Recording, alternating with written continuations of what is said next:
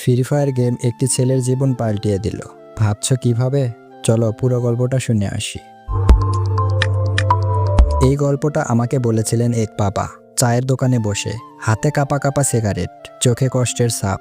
বলেছিলেন, ভাই, আমার ছেলেটা ছিল একেবারে চুপচাপ, নিজের মতো থাকতো, বইয়ের প্রতি তেমন আগ্রহ ছিল না, কিন্তু একটি জিনিসের চোখে আগুন ছিল, ফ্রি ফায়ার। প্রথম রাগ করতাম, মনে হতো নেশা করছে গেমের ওপর, কিন্তু পরে বুঝলাম ওর কাছে এটা শুধু গেম না, এটা ওর স্বপ্ন।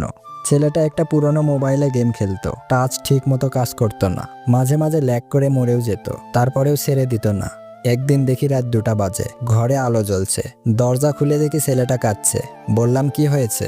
বলল, বাবা, আজ একটি টুর্নামেন্ট খেলা ছিল, কিন্তু আমি খেলতে পারলাম না, আমার ফোনটি নষ্ট হয়ে গেল, আমার জন্য পুরো টিম হেরে গেল। আমি কিছুই বলিনি ভাই, বুকের ভিতরটা ফেটে যাচ্ছিল।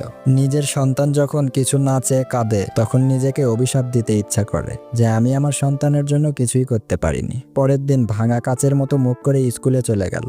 স্কুল শেষে হঠাৎ দোকানে চলে আসে, একটি লাল রঙের মোড়ক হাতে দিয়ে বলে, বাবা, এটা তোমার জন্য, আমি 2 মাস ধরে টিউশন করে কিছু টাকা জমিয়েছি, এটা তোমার জন্মদিনের জন্য। আমি চোখে পানি ধরে রাখতে পারিনি ভাই।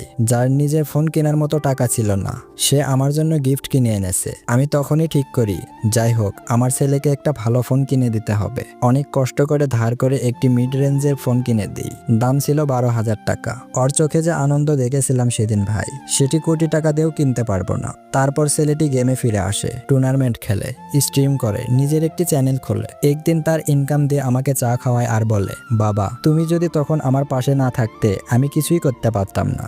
আজ আমি গর্ব করি ভাই, আমার ছেলেটা গেম খেলে নাম করেছে, ইনকাম করেছে, আর সবার চেয়ে বড় কথা, সেই স্বপ্ন দেখতে শিখেছে। গল্পটি যদি ভালো লাগে, ভিডিওতে একটি লাইক করে চ্যানেলটি সাবস্ক্রাইব করে দেবেন। আর আপনার জীবনে ঘটে যাওয়া গল্পটি আমাকে এই ইমেইলে পাঠিয়ে দিন। দেখা হচ্ছে পরবর্তী নতুন কোনো ভিডিওতে। ততক্ষণ সবাই সুস্থ থাকবেন। ধন্যবাদ।